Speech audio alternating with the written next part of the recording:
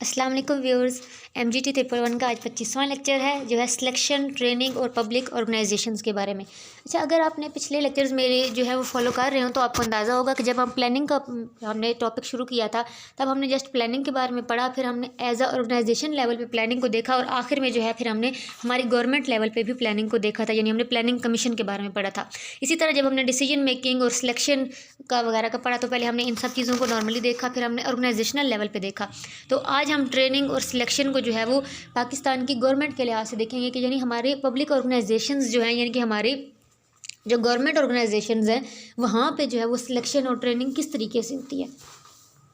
तो यहाँ पे है कि what is recruitment and selection organisation, कि जब पिछले लेक्चर्स में हम ये चीज़ पढ़ चुके हैं कि सिलेक्शन जो है वो फेडरल पब्लिक सर्विस कमीशन करता है, ठीक है। तो अब यहाँ पे देखने वाली है कि एस्टेब्लिशमेंट डिवीज़न क्या होती है। एस्टेब्लिशमेंट डिवीज़न वो इदारा है हमारे मुल्क का जो ह्यूमन रिसोर्स मैनेजमेंट ऑर्गेनाइजेशन है हमारे मुल्क की तरफ से, यानी इंसानी वसाइल जितने भी यानी लोगों को जो मैनेज करता है, यानी इनको कि कहाँ जॉब्स देनी है, कहाँ ट्रेनिंग देनी है, इन सारी चीज़ों को यानी कि जो गवर्नमेंट में काम करने के लिए आएंगे उस सब को देखता है एस्टेब्लिशमेंट डिवीज़न। 3 किस्म की ट्रेनिंग देता है ये, एक प्री एंट्री ट्रेनिंग होती है और एक जो है वो मिड कैरियर ट्रेनिंग होती है और फिर एक सीनियर लेवल की इसकी ट्रेनिंग होती है। यानी जब आप जॉब करने के लिए जाएंगे तो आपको पहले प्री एंट्री ट्रेनिंग लेनी पड़ेगी, फिर आपको जॉब के दौरान भी आपको मिड कैरियर ट्रेनिंग देते रहते हैं और फिर आखिर में जो है सीनियर लेवल की ट्रेनिंग, यानी जब आपको प्रमोशन मिलना होता है तो उससे पहले आपको कुछ टाइम के लिए उस आने वाली जो पोजीशन है उसकी ट्रेनिंग लेनी पड़ती है। तो अब ट्रेनिंग को देखते हैं कि हमारे मुल्क में जो है वो ट्रेनिंग के इंस्टीट्यूशन कौन कौन से हैं और ट्रेनिंग किस तरह होती है। तो हमारे गवर्नमेंट सेक्टर में जो है वो ट्रेनिंग इंस्टीट्यूशन जो एक तो है सिविल सर्विस एकेडमी लाहौर में, जो 10 महीने की ट्रेनिंग प्रोवाइड करती है ऑल कैंडिडेट्स को, ठीक है। ये कॉमन ट्रेनिंग होती है जो कि कोई भी सिविल सर्वेंट है, यानी जिसने भी गवर्नमेंट पे के बिहाफ पे जॉब करनी है उसको वहाँ से ट्रेनिंग लेनी पड़ती है। दूसरा इदारा है national institute of public administration Nipah, ठीक है। ये प्रोवाइड करता है ट्रेनिंग मिडिल लेवल के मैनेजर्स को। नीपा जो है वो एक एडवांस कोर्सेज भी देता है B19 ग्रेड के ऑफिसर्स के लिए। ये कोर्स जो है वो लाजमी होता है, जिन्होंने 20 ग्रेड के लिए अप्लाई करना होता है तो उनके लिए ये लाजमी होता है, ठीक है। फिर उसके बाद जो है वो 20 ग्रेड पर जब लोग पहुंच जाते हैं तो Pakistan administrative staff college Lahore है, वहाँ पे इनको ट्रेनिंग की जाती है। फिर 20 के बाद फिर 21 ग्रेड तक इन्हें प्रमोट कर दिया जाता है। तो ये मुख्तलिफ इदारे हैं हमारे मुल्क के जो ट्रेनिंग देते रहते हैं।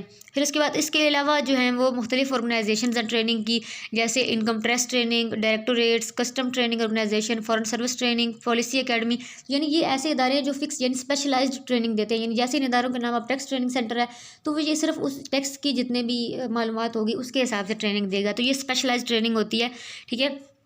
उसके बाद परफॉर्मेंस इवैल्यूएशन किस तरह होती है हमारी गवर्नमेंट के इदारों में। परफॉर्मेंस इवैल्यूएशन करने के लिए जो है वो एक रिपोर्ट बनाई जाती है जिसको कहते हैं परफॉर्मेंस इवैल्यूएशन रिपोर्ट PER। इसका मेन ऑब्जेक्टिव क्या होता है, यानी ये जो है वो एनुअली बनती है, साल में एक बार जो है वो जज करके सारी चीज़ें और रिकॉर्ड बनाया जाता है और ये एक रिपोर्ट तैयार होती है। इसका मेन ऑब्जेक्टिव क्या होता है कि सबसे पहला तो ये है कि आने वाले सिविल सर्वेंट्स का जो है को एक मुकम्मल हर सिविल सर्वेंट का एक रिकॉर्ड बन जाता है, ठीक है। आने वालों को या जब भी ज़िंदगी में कभी ज़रूरत पड़े गवर्नमेंट को तो सारा रिकॉर्ड मौजूद होता है कि कौन सा जो है वो इंसान कैसा है, ठीक है, और उसकी क्या परफॉर्मेंस रही है और कहाँ से उसने शुरू किया कहाँ तक वो गया, हर चीज़ का एक रिकॉर्ड होता है। दूसरी बात है कि जब आप न्यू अपॉइंटमेंट्स आपने करनी होती हैं, सिलेक्शन कर रहे होते हो, तो आपके पास सब कुछ रिटन रिपोर्ट्स में लिखा हुआ होता है कि आप किस तरीके से प्रमोशन कर सकते हो हर पोजीशन के लिए या किस बेस पे आपने निकालना है। तो इन रिपोर्ट्स में जैसी बातें लिखी होती है, हर एक ने किस तरह से काम किया तो उसे प्रमोट किया गया, किसने कम काम किया तो उसे डीमोट किया गया। तो इस वजह से इस रिपोर्ट से ये चीज़ें भी आपको पता चल सकती हैं। उसके अलावा इसमें यूज़फुल इन्फॉर्मेशन होती है हर इंडिविजुअल के बारे में, यानी उसका एटीट्यूड कैसा था, उसका बिहेवियर कैसा था। तो आपको किसी भी अगर जो एम्प्लॉय है उसकी पर्सनल इन्फॉर्मेशन भी चाहिए हो कि उसका रवैया कैसा रहा है अब तक, तो किसी भी वक्त हुकूमती लेवल पे ज़रूरत पड़ सकती है चीज़ों की, तो ये रिपोर्ट तब काम आ सकती है। फिर उसके बाद है accountability of the civil servants. Accountability जो है वो यानी कि उनका कंट्रोल कितने तरीक़ों से उन्हें किया जाता है। 2 कंट्रोल होते हैं, एक्सटर्नल कंट्रोल और इंटरनल कंट्रोल, यानी उनको मैनेज, अकाउंटेबिलिटी यानी कि उनको मैनेज करना, किस तरीके से वो मैनेज हुए होते हैं, किस तरीके से उनकी तरतीब क्या होती है। तो जो गवर्नमेंट सिविल सर्वेंट्स जो हैं वो जवाबदेह होते हैं गवर्नमेंट को।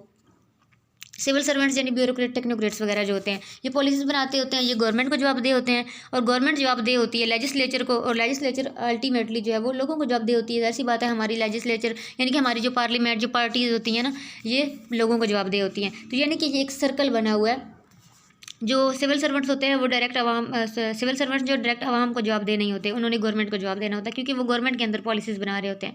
तो एक्सटर्नल कंट्रोल में क्या क्या चीज़ें आती हैं? लेजिस्लेटिव कंट्रोल हो गया, पब्लिक ओपिनियन हो गया, जुडिशरी होगी, यानी कि हमारी पार्लियामेंट, हमारी अदालतें, और यार लोग जब जैसे भी कोई फैसला आता है तो लोग उस पर फ़ौरन ओपिनियन देते हैं ना, यानी कि मीडिया, यानी ये एक्सटर्नल कंट्रोल है। और ये चीज़ें भी कंट्रोल करती हैं, काफ़ी हद तक जो है वो हमारी पॉलिसीज़ को कंट्रोल कर रही होती हैं। उसके बाद इंटरनल कंट्रोल इनका किस तरह से चलता है? इंटरनल कंट्रोल के लिए सर्विस ट्रिब्यूनल्स बने होते हैं, यानी हर इंसान का, हर सिविल सर्वेंट का जो है वो एक ट्रिब्यूनल होता है, यानी उसको हर चीज़ के लिए उसको जवाब देना होता है। उसके बाद कंडक्ट रूल्स होते हैं, इनके बाकायदा रूल्स बने हुए हैं, अगर कोई जो है वो उसके खिलाफ जाएगा तो फिर उसके खिलाफ एक्शन लिया जाएगा। फिर उसके बाद एफिशिएंसी और डिसिप्लिन रूल्स बने होते हैं, इनकी उनकी खिलाफ वर्जी नहीं, इनके अंडर इनकी जो है वो एग्जामिनिंग होती रहती है। फिर चौथी चीज़ है कि हायरार्की होती है, यानी एक जो है वो डिप्टी कमिश्नर है, उसके नीचे फिर असिस्टेंट कमिश्नर है, फिर जो है इस तरह की हायरार्की बनी होती है और हर इंसान दूसरे को जवाबदेह होता है, यानी इस तरीके से इनका इंटरनल कंट्रोल चलता है। और उसके बाद है मुहतसिब। मुहतसिब एक जो है वो एक ग्रेड ही है, आप कह सकते हैं कि जब भी किसी को कोई प्रॉब्लम होती है तो वो मुहतसिब को जाके रिपोर्ट करता है, यानी कोई भी इंसान जो एक जूनियर है डायरेक्ट जाके अपने बहुत सीनियर ऑफिसर को नहीं कर सकता रिपोर्ट, उसे मुहतसिब को रिपोर्ट करना, मुहतसिब आगे रिपोर्ट वो आपकी पहुँचा देगा। तो इस तरीके से जो है वो हमारी हुकूमत के निज़ाम में कंट्रोल मैनेज किया जाता है। तो व्यूअर्स, ये था हमारा आज का लेक्चर। उम्मीद करती हूँ कि आपको समझ में आ गया होगा। अगर किसी का कोई कन्फ्यूजन हो, कोई सवाल हो तो आप कमेंट बॉक्स में पूछ सकते हैं।